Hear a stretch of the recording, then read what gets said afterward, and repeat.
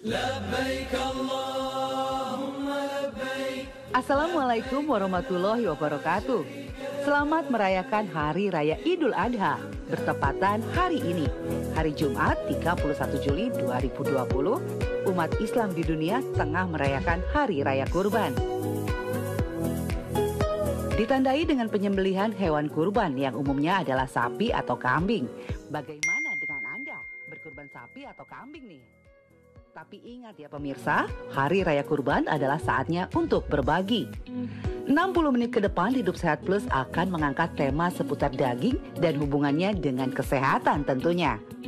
Makan daging, apalagi daging kambing, selalu diidentikan dengan darah tinggi. Wah, bener nggak ya? Penasaran kan? Mitos dan fakta darah tinggi akan dibahas tuntas oleh Dr. Rudiansah, spesialis penyakit dalam, konsultan ginjal dan hipertensi di akhir acara. Bakar sate adalah bagian dari keseruan kita dalam merayakan Hari Raya Idul Adha. Tapi awas, jangan berlebihan ya pemirsa. Sebelum menentukan mau dimasak apa daging kambing atau sapi kita, yuk ikuti dulu penjelasan Dr. Putri Sakti, spesialis gizi ya. Bawang putih sejak zaman dahulu sudah menjadi primadona, baik sebagai bumbu ataupun sebagai sarana pendukung penyembuhan suatu penyakit. Bawang putih hampir tak pernah absen dalam setiap masakan Nusantara. Dr. Wawa Imulia Rozal, ahli herbal, akan menjawab pertanyaan, mitos dan fakta bawang putih yang konon bisa membantu menurunkan tekanan darah tinggi.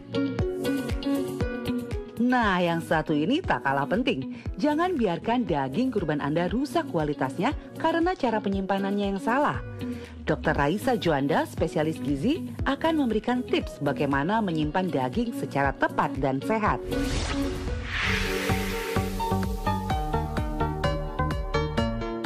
Pemirsa, saya sekarang sudah ada di kediaman dari Dr. Raisa Juanda, ya seorang dokter spesialis gizi klinik. Mungkin pemirsa, terutama ibu-ibu nih, kalau ibu-ibu biasanya nyimpen daging, itu mohon maaf banyak yang suka keliru. Apalagi yang punya stok daging di rumah, jangan sampai keliru atau salah dalam menyimpan daging. Pengen tahu gimana caranya nyimpen daging yang baik dan benar? Mari kita ngobrol dengan Dr. Raisa. Halo dok, apa kabar? Alhamdulillah baik dok. Dok, maaf ya saya pagi-pagi udah gangguin gitu karena ternyata banyak banget yang nanya ke saya itu tentang daging. Kebetulan apalagi Idul Adha gini terutama ibu-ibu ya. Ibu-ibu itu pasti banyak nyimpen daging ya di kulkas ataupun di freezer. Nah, saya udah siapin nih daging-dagingnya. Wah, ini langsung praktek nih jadinya ya. Iya, kita langsung lihat yuk. Oke. Wow. Nah, ini contoh daging sapi ya. Saya sebenarnya gini, banyak yang bertanya ke saya, ada beberapa pertanyaan, terutama kita mulai dulu deh dari sebelum kita nyimpen daging. Ada nggak hal-hal khusus yang kita harus persiapkan sebelum nyimpen daging di kulkas ataupun di freezer? Oke, nah jadi yang pertama mesti diingat ya, jadi daging ini tidak perlu dicuci terlebih dahulu. Tidak perlu dicuci? Ya, tidak perlu. Jadi langsung saja ditaruh di tempat yang wadahnya itu tertutup. Oke. Jadi contohnya seperti ini ya, ini ada wadah tertutup. Nah, kita langsung simpan nih dagingnya. Dan ini kan dagingnya agak banyak nih jumlahnya. Jadi sebaiknya jangan ditumpuk-tumpuk dalam satu tempat terlalu penuh. Oke. Jadi sebaiknya sudah kita pisahkan dulu ke beberapa tempat. Jadi harus dipisahkan dulu ke beberapa tempat. Iya. Sesuai mungkin jumlah yang akan kita makan ya. Iya. Dan ingat, harus pakai ini ya, harus pakai ini. Biar bersih. Karena tangan kita kan pasti banyak kumannya, ada bakteri, virus, jamur dan lain-lain. Benar. Ya. Nah, jadi kita sudah pisahkan porsinya per biasanya kita mau masak seberapa banyak gitu. Ya. Oke, ini kita bagi dua ya. Oke. Jadi sebagian ditaruh di sini. Ini saya taruh di sini. Ya. Jadi dok, tadi saya balikin ya. Kalau seandainya kayak gini, ini nggak bisa langsung kita bawa buat cuci. Ya, jangan. Ya, betul. Karena nanti dagingnya ini akan jadi lebih cepat basi. Lebih cepat basi. Lebih cepat basi. Jadi sebaiknya kalau kita mau masak baru kita cuci. Iya, sebenarnya dari penjelasan dokter tadi itu lebih cepat basi itu bisa karena contoh kalau airnya nggak bersih. Benar. Karena banyak kan air yang masih punya logam, kandungan bakteri, lain-lain. Iya. Apalagi air sumur biasanya. Iya, benar. Gitu.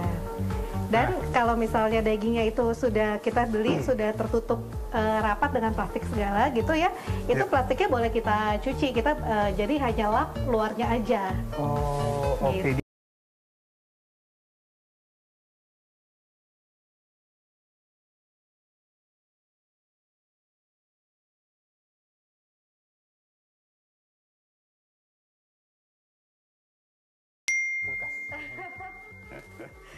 Oke, sebentar. Ini kita tutup dulu.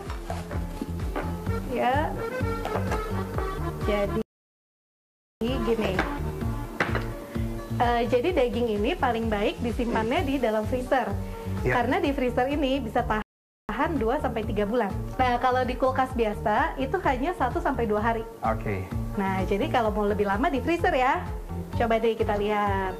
Wah, berantakan nggak ya freezer saya? Oke. Nah, oke. Terus ini, jadi sebenarnya nyimpannya sih boleh di mana aja. Tapi di bagian paling dalam itu adalah bagian yang paling dingin.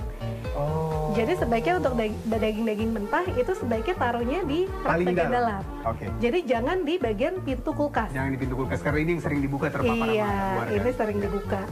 Jadi ini boleh kita taruh seperti ini, apalagi ini sudah tertutup ya. Udah. Oke. Seperti itu. Nah, Ya. itu mulai dari sebelum masuk kulkas, saat masuk kulkas, dan gimana dok? Kalau pada saat mereka atau kita mau ngeluarin daging ini dan kita Oke. ingin, karena banyak kasus seperti ini, daging kadang lupa buat motongnya. Jadi bawa keluar, itu langsung dipanasin, habis itu dipotong bagian yang ingin diambil, yang udah cair tadi itu dimasukin lagi. Gimana dok kalau kayak gini? Nah, iya, jadi sebenarnya kalau kita mau masak nih, paling baik itu adalah dagingnya sudah kita pindahkan dulu ke kulkas yang biasa. Jadi dari freezer kita pindahkan ke kulkas biasa, ini dari semalam sebelumnya.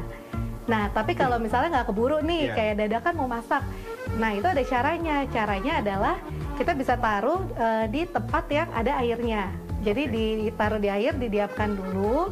Nah, atau bisa juga kalau pakai microwave, harus microwave yang ada settingan defrost. Oke. Jadi defrost. bukan dipanasin ya. Kalau dipanasin itu nanti dagingnya akan jadi keras dan jadi kurang enak rasanya. Oke. Gitu. Nah, gini dok, kalau seandainya dalam freezer kan dikeluarin tuh agak keras Ya. dagingnya karena es. Kalau lebih baik mana? Dipanaskan dulu, ya, di frost dulu semuanya, Iya. habis itu dipotong baru diletakin, atau dipotong terlebih dahulu bagian yang ingin dimakan, terus yang bagian yang ingin dimakan di frost, yang sisanya langsung diletakin. Nah, paling baik adalah kita potong dulu nih. Misalnya tadi udah simpen ya, tapi nggak mau kita masak semua, hanya setengahnya. Jadi kita potong dulu setengahnya, baru setengahnya langsung masukin kulkas lagi. Dan yang mau kita masak baru kita cairkan. Nah, buat ibu-ibu ya atau mungkin bapak-bapak juga di rumah yang doyan nih masak daging, itu hati-hati. Kadang gini, kita makan daging sakit perut.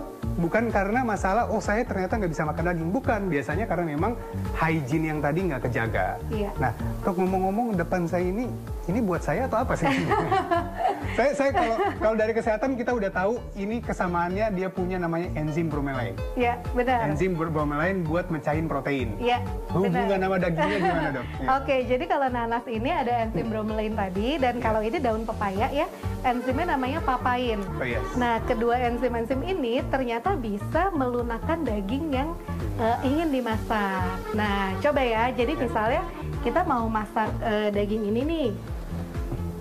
Nah, sebentar. Keluarin dulu dikit nih. Oke. Oke. Nah, jadi untuk caranya biar daging yang nggak keras dan dimasak rasanya jadi enak dan tetap empuk, itu bisa dengan cara seperti ini. Daun pepaya kita ambil ya, kurang lebih misalnya sampai dagingnya semua terbungkus dengan daunnya. Itu kalau untuk pepaya ya dok ya? Itu kalau untuk daun pepaya. Oke. Nah, jadi ini kita siapkan dulu ya. Seperti ini.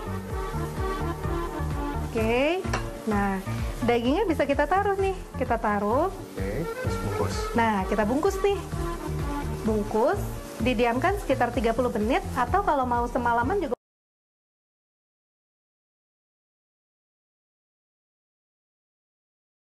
boleh. Ini udah setelah itu baru siap buat Baru siap kita masak. masak ya. Iya. Nah, kita bungkus seperti ini. Nah, Apalagi ini yang mau makan steak gitu kan biasanya pasti takut maunya keras, empuk. Iya, oke. Nah, bisa juga dengan nanas. Tapi kalau nanas ini biasanya dimasak langsung bersama dagingnya. Oh. Gitu. gitu. Jadi bisa oke. kita taruh seperti misalnya saat kita masak ya, nanasnya ini kita taruh nih di atasnya gitu. Ini pada saat dimasak. Pada saat dimasak. Jadi Iya. ketika dagingnya dibalik ya nanasnya juga kita taruh di atasnya. Ini akan membuat rasa dagingnya lebih enak dan lebih empuk. Oke, nah kebetulan nih dok, ini kesempatan banget saya ketemu dokter gizi. Bagaimana hubungannya kalau salah nyimpen atau salah pengolahan, ada nggak sih efeknya ke nutrisi atau gizinya? Oke, jadi kalau efeknya itu nilai gizinya otomatis bisa menurun kalau kita mengolahnya dan menyimpannya tidak benar. Ya, jadi penyimpanan dan pengolahan itu sangat penting. Oke, jadi nah buat pemirsa, jadi bukan cuman karena bakteri aja, tapi percuma dong kita beli daging mahal-mahal, kita stok daging banyak-banyak, kita udah makan, tapi ternyata zat gizi yang masuk itu berkurang. Benar. Atau bahkan mungkin nggak ada gitu, yang kita dapat malah yang cuman bakteri yang tadi. Benar.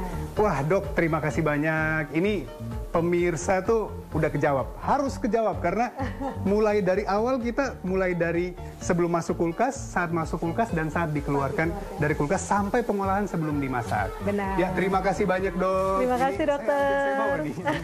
Iya, terima kasih banyak untuk ilmunya. Nah buat pemirsa, sekarang udah tahu kan bagaimana cara menyimpan daging itu agar dagingnya tetap sehat untuk dimakan, tetap nutrisinya masih ada, dan cara nyimpennya yang baik dan benar. Pemirsa, itu tadi bincang-bincang kita bersama Dr. Raisa, seorang spesialis gizi klinik. Dan buat pemirsa, jangan lupa untuk tetap saksikan terus Hidup Sehat Plus hanya di TV One.